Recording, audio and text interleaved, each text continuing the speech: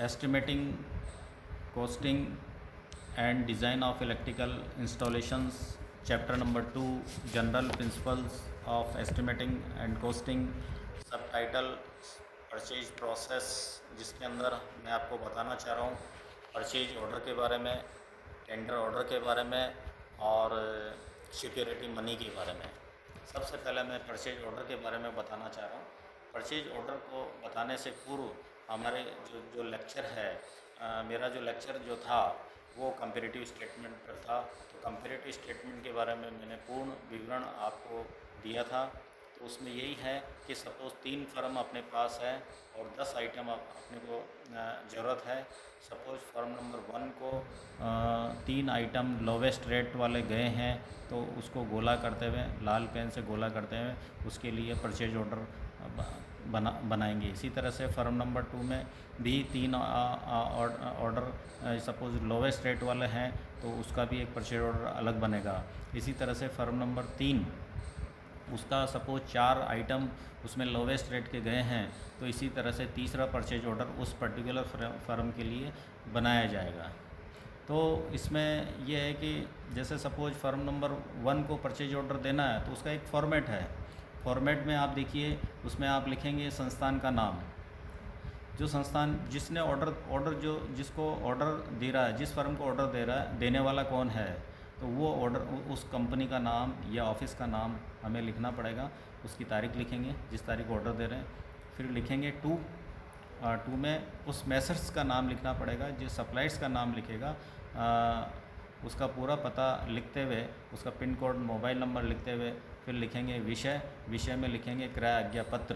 क्रय आज्ञा पत्र के बाद लिखेंगे महोदय। जैसे एप्लीकेशन अपन सिंपल लिखते हैं वैसे आप लिखा जाएगा, उसमें लिखा जाएगा आपके भाव पत्र संख्या, जो संख्या है वो आप लिखें और उसकी तारीख लिखें के संदर्भ में कृपया निम्नलिखित सामग्री निम्नांकित मूल्य से नीचे दी गई शर्तों पर हमारे स्टोर में सप्लाई करें तथा बिल की 2 प्रतियां भी देवें। उसका एक फॉर्मेट है, वो फॉर्मेट जो है सिंपल सा है। वो फॉर्मेट आप देखिए, क्रम संख्या लिखना है, फिर उसमें मात्रा लिखें, मात्रा के बाद में आप लिखें सामग्री का पूर्ण विवरण में विशिष्टताएँ, मूल्य दर लिखें और साथ में उसकी राशि भी लिखें। और उसके साथ में नीचे जो शर्तें हैं, टर्म्स एंड कंडीशंस है, वो भी साथ में लिखें। टर्म्स एंड कंडीशन मैंने पिछले लेक्चर में आपको बताया था, वो पूरी टर्म्स एंड कंडीशन इसमें लिखेंगे और नीचे जो ऑर्डर दे रहा है उसके हस्ताक्षर सहित करके उसको आप देंगे। इसी तरह से फर्म नंबर 2 को अगेन मैटर वही रहेगा, उसमें फर्म नंबर 2 का जो एड्रेस चेंज हो जाएगा और लिस्ट ऑफ मटेरियल जो हमने अटैच की है उसमें 3 आइटम जो दूसरे हैं वो आप लिखे जाएंगे।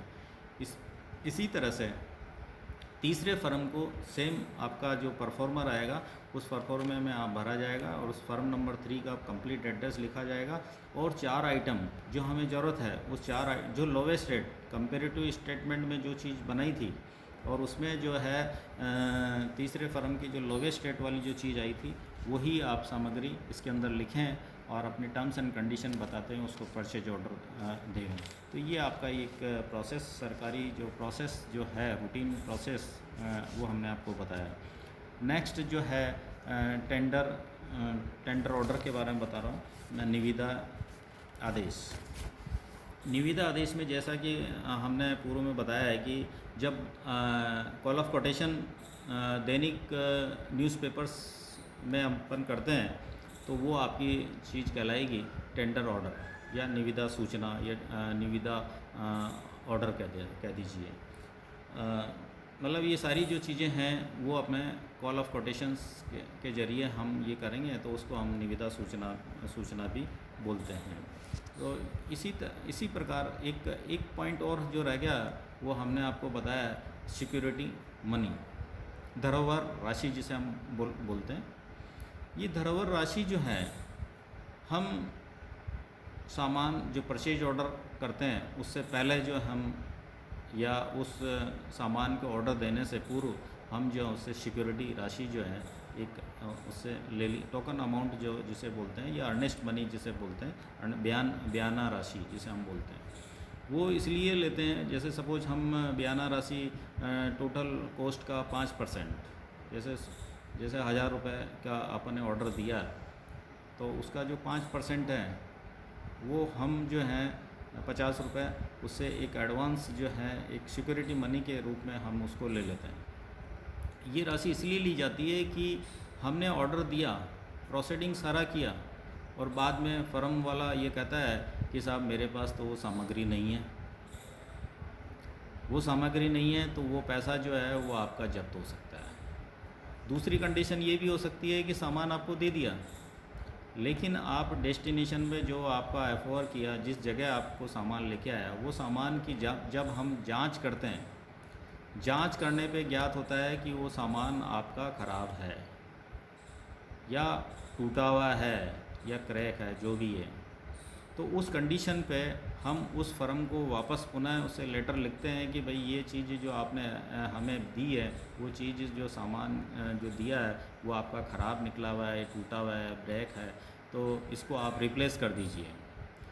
रिप्लेस कर देता है तो ठीक है, बाय द वे वो उस पर्टिकुलर पीरियड में उसका रिप्लेसमेंट नहीं करता है या उसको ठीक नहीं करता है, उसको चालू अवस्था में अपने को नहीं देता है, तो उसकी बयाना राशि जो है सिक्योरिटी जो मनी है वो हम जब्त कर सकते हैं। तो ये जो चीज़ें हैं, जो सामान को जो सप्लायर डिलीवर करता है, तो डिलीवर करने का मतलब पूरा कंप्लीट जब तक वो डिलीवर नहीं कर देता है, मतलब आपको पूरा हैंडओवर नहीं कर देता है, तब तक उसका बिल पास नहीं होगा। बिल पास तभी हो पाएगा जितनी जो सामान जितना हमने परचेज ऑर्डर उसको दिया है। ये भी हो सकता है कि जैसे चार सामान की लिस्ट हमने परचेज ऑर्डर भेजा है और वो हो सकता है कि वो हमें 3 ही सप्लाई करें, चौथी नहीं देवे, तो चौथी नहीं देवे, तो उस केस में भी हम उसकी अर्नेस्ट मनी को जब्त कर सकते हैं, उसकी बयाना राशि को, उसकी जो धरोहर राशि को हम जब्त कर सकते हैं। तो ये सारी जो चीज़ें हमने आपको बताई हैं वो सिक्योरिटी मनी से संबंधित हैं। तो ये हमने 3 पॉइंट आपको बताए थे। एक तो जो है ये बताया था परचेज ऑर्डर के अंदर ये सामान परचेज ऑर्डर जो बताया था, और दूसरा जो है वो आपको बताया गया था टेंडर नोटिस या टेंडर इन्फॉर्मेशन या निविदा सूचना जिसे बोलते हैं, साथ में सिक्योरिटी मनी के बारे में बताया था। तो ये हमारा जो है कंप्लीट ये चैप्टर आज, और थैंक यू।